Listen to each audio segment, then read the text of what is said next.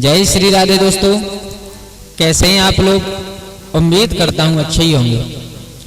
दोस्तों, आज आप लोगों को एक कहानी सुनाने के लिए जा रहा हूँ, जिसे अगर ध्यान लगा करके सुना जाए, अगर समझा जाए, तो इसे सुनने के बाद आप लोगों को लगेगा कि परिवार में रहते हुए कभी भी किसी को ज्यादा हट नहीं करनी चाहिए। दोस्तों, कहानी प्रारंभ करने से पहले आप लोगों से एक निवेदन करना चाहूंगा कि अगर आप हमारे चैनल पर नए मेहमान बन करके आए हैं, नए दर्शक बंधु बन करके आए हैं, तो प्लीज हमारे चैनल को सब्सक्राइब कर लीजिएगा। और मेरा ये निवेदन है कि प्लीज वीडियो को पूरा देखें, क्योंकि जब तक पूरा नहीं देखोगे तब तक हमारी समझ में कुछ नहीं आएगा। दोस्तों, ज्यादा समय न बर्बाद करते हुए चलो लेकर के चलते हैं आप लोगों को कहानी की तरफ। और आप लोगों को एक बात बता दूं कि ये कहानी हमारे एक दर्शक भाई हैं, जिनका नाम है श्रीमान अजय कुमार अकेला जी। श्रीमान अजय कुमार अकेला जी, इन्होंने कमेंट करके कहा था, गुरुजी मुझे वो कहानी बताओ जो एक राजा पशु पक्षियों की भाषा समझता था। तो दोस्तों, इस कहानी से हमें बहुत कुछ सीखने को मिलेगा। तो आ जाओ, ज्यादा समय बर्बाद न करते हुए गौर करते हैं कि किसी खेत में एक टिटहरी का जोड़ा रहता था। टिटहरी तो आप लोग जानते ही होंगे। टिटहरी का जोड़ा रहता था। दोस्तों, सर्दियों का मौसम था, तो टिटहरी ने अपने पिया से कहा, पिया देखो सर्दी भी बहुत है, कोहरा भी बहुत पड़ रहा है, आप कोई ऐसी बात कहो जिससे ये रात पार हो जाए। तो उस टिटहरा ने कहा है, प्यारी कि एक राजा था, और वो राजा कैसा था, वो कोक शास्त्र पढ़ा हुआ था। कोक शास्त्र का मतलब होता है पशु पक्षी जीव जंतुओं की भाषा समझना, सुनना, उनसे बातें करना, इसे कहते हैं कोक शास्त्र पढ़ा हुआ। तो एक दिन स्नान ध्यान करके और अपने पलंग पर बैठ गया। रानी को आदेश दिया, रानी मुझे बहुत तेज भूख लगी है और कुछ खाने को लेकर के आओ। तो रानी ने अपने पिया को भूखा देखा, तो दोस्तों थाली में भोजन सजाया बहुत अच्छे प्रकार से, और एक हाथ में जल का लोटा लिया और एक हाथ में थाली ली, और अपने पिया के पास भोजन लेकर के जा रही है। अपने पिया को भोजन रखा। महाराज ने भगवान का भोग लगाया, और भोग लगाने के बाद जैसे ही उस भोजन को खाने के लिए तैयार हुए, रानी तो वहां से चली गई। दोस्तों, महाराज की नजर पड़ गई है कि चींटी और एक चींटा थे पास में। तो महाराज की थाली से एक चावल का टुकड़ा वो चींटी खींच करके ले गई। महाराज ने देख लिया। अब महाराज देख रहे हैं, बोले मुझे तो भोजन करना ही है, लेकिन ये चींटी अगर भोजन पहले कर ले तो ज्यादा ठीक है। उस चावल के टुकड़ा को खींच करके ले जा रही थी, तब तक चींटा आ गया, और उसने कहा उस चींटी से, एक काम करो, इस चावल के टुकड़ा को आप हमें दे दो, आप राजा की थाली से दूसरा टुकड़ा ले आओ। चींटी ने कहा, पागल हो क्या है? एक बार तो मैं छुप करके लेकर के आई हूं, अब जाऊंगी अगर मैं, एक बार तो छुप कर लेकर के आई हूं, और अगर अब जाऊंगी तो राजा ने देख लिया तो बहुत बुरा होगा। और राजा उसे देख रहा है, सब सुन रहा है, क्योंकि वो कोक शास्त्र पढ़ा हुआ था। दोस्तों, चींटा ने बार बार विनय की, बोले चली जाओ, ज्यादा अच्छी बात है, इस दाने को हमें दे दो, आप दूसरा ले आओ। चींटी ने साफ इंकार कर दिया। चींटा की नजर पहुंची, चींटा ने देखा कि ये तो महाराज कोक शास्त्र पढ़े हुए हैं, हमारी भाषा भी समझ रहे हैं। और दोस्तों, चींटा ने कहा, चींटी तूने मुझे दाना तो दिया नहीं, लेकिन तूने मेरी आज बेइज्जती और कर दी। ये राजा बैठा हुआ ये सोच रहा होगा कि इस चींटी ने और चींटा की बात नहीं मानी, और ना तो भोजन दिया और उसकी बेइज्जती और कर दी।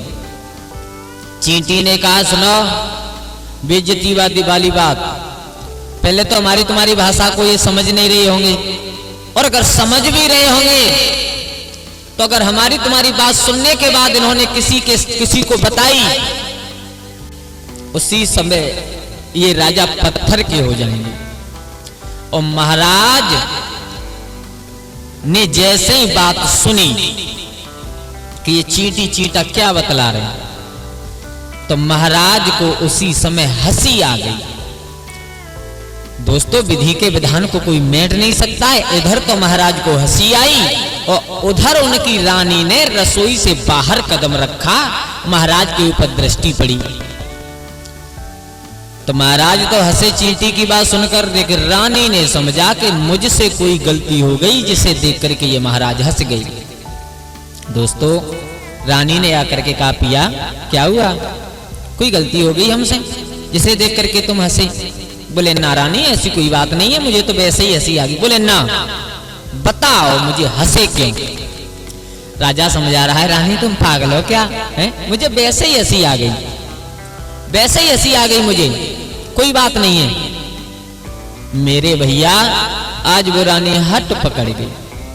टिटेरा समझा रहा टिटेरी को, सुनिए, ज्यादा हट करना अच्छी बात नहीं है। अब वो रानी कहने लगी, महाराज मुझे मालूम पड़ गया तुम हमसे प्यार नहीं करते, अगर प्यार करते होते तो हमें बता देते। राजा ने विचार किया, परमात्मा ये बहुत बुरा बंदा पड़ गया, अगर मैं बताऊंगा तो चींटी ने ये बात कही है कि अगर हमारी बात सुन करके किसी को बताएगा ये राजा तो पत्थर का हो जाएगा, और रानी मान ले रही है। बोले, रानी कोई बात नहीं है, बोले अगर तुम पूछोगी तो पछताओगी। रानी ने कहा, महाराज पछताएं चाहे कुछ करें, लेकिन अब तो तुम्हें बताना पड़ेगा हर हालत में। तब से तुम कह रहे थे कोई बात नहीं है, अब कह रहे हो कि पछताओगी हैं?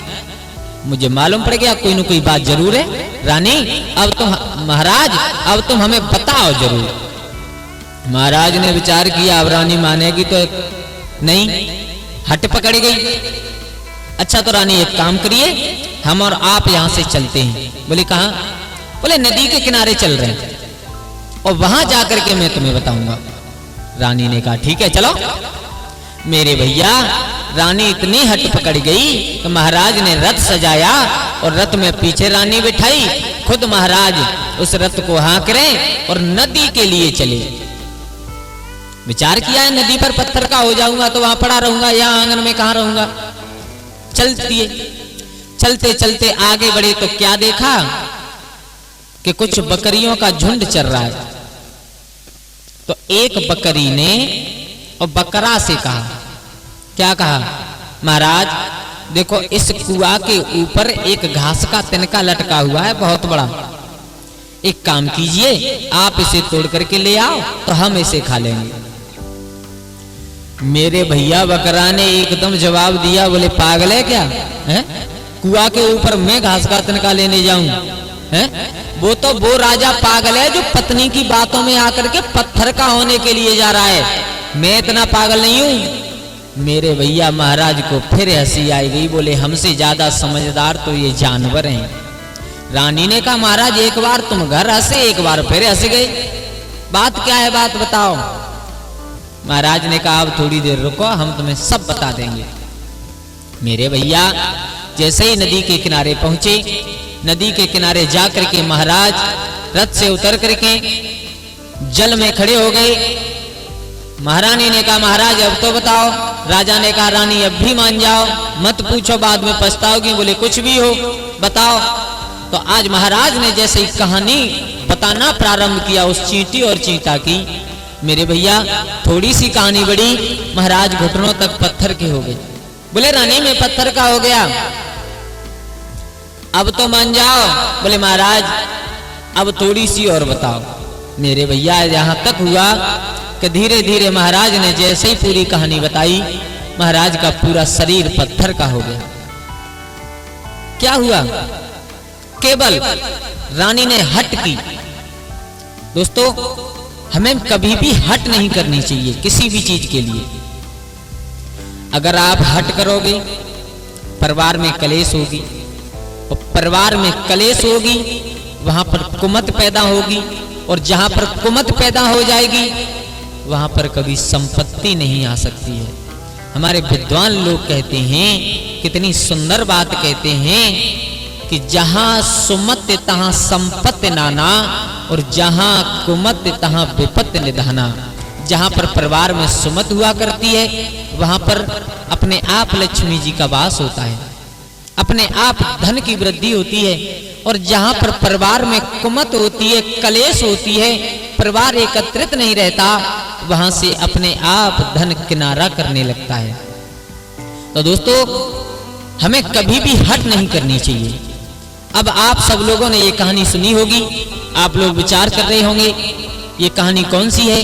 तो ये कहानी है रामायण में जो भगवान श्री राम के अनुज यानी भगवान श्री राम के भाई थे भरत, उनकी नानी और नाना की कहानी है। यही बात भरत ने अपनी मैया केकई को भी तायना मार करके कही थी।